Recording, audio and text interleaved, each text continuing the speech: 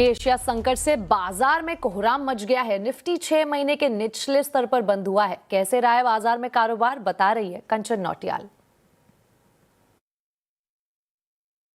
तो हफ्ते का तीसरा कारोबारी दिन जिस तरीके से हम देख रहे हैं कि जियोपॉलिटिकल टेंशन ने मोड़ ले लिया है, उसका सीधा इंपैक्ट आज हमें अपने भारतीय बाजारों में भी आता हुआ दिखाई दिया है। बैंकिंग की बात करी जाए तो करीबन 2% का डाउनसाइड यहां पे देखने को मिला है। Nifty, mid cap, small cap, Sensex, हर जगह जो बेयर्स का मोड़ था इस टाइम पे हावी होता हुआ दिखाई पड़ा है। एक बार सेक्टोरल इंडेक्स में आपके सामने लेके आती हूँ, पिक्चर वहां से आपको क्लियर होती हुई दिखाई देगी। देखिए, आईटी में थोड़ी सी रिकवरी आज देखने को मिली है, लेकिन इसके अलावा बाकी के सारे सेक्टर्स में जो प्रेशर है वो अपने हायर नोट पे ही रहा है इस टाइम पे। देखिए, defence, PSU, financials, reality, FMCG, oil and gas और क्या कुछ नहीं, यहां पे केवल बिकवाली का जो साया है वो हावी होता हुआ नजर आया है।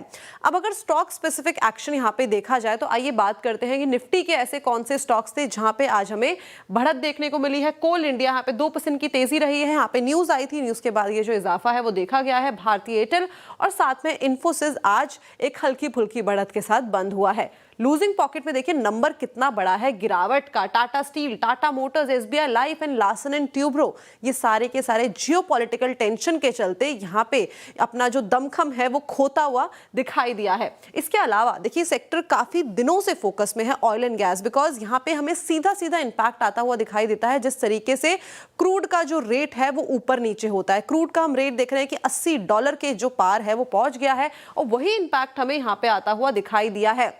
इसके अलावा अगर बाकी के सेक्टर्स की बात करी जाए तो वहां पे भी जो इंपैक्ट है वो हमें पड़ता हुआ दिखाई दिया है। शुगर शेयर्स में आज अच्छी खासी तेजी थी, बिकॉज जो इस टाइम पे क्रूड का भाव है वो तेजी पकड़ ली है। इथेनॉल की जो बातें चल रही है पूरे मार्केट में, डोमेस्टिक प्राइसेस और जो ग्लोबल प्राइसेस है वो कहीं ना कहीं पैरिटी में आ गए हैं और उसके आने के चलते जो हमारी एक्सपोर्ट की कॉम्पिटिटिवनेस है वो काफी ज्यादा बढ़ गई है और उसका सीधा फायदा हमें शुगर कंपनीज को आता हुआ दिखाई दिया है। देखिए, जो बढ़त है कितनी तेजी से बढ़ी है। द्वारिका शुगर करीबन 10% का इजाफा, श्री रेणुका, बलरामपुर चीनी और बाकी के जो शुगर स्टॉक्स है वहां पे भी अच्छी खासी मिठास आज के सत्र में देखी गई है। लेकिन ऑल इन ऑल अगर हम बात करें पूरे मार्केट सेटअप की तो जो गहराई है वो काफी ज्यादा गहराती हुई नजर पड़ी है।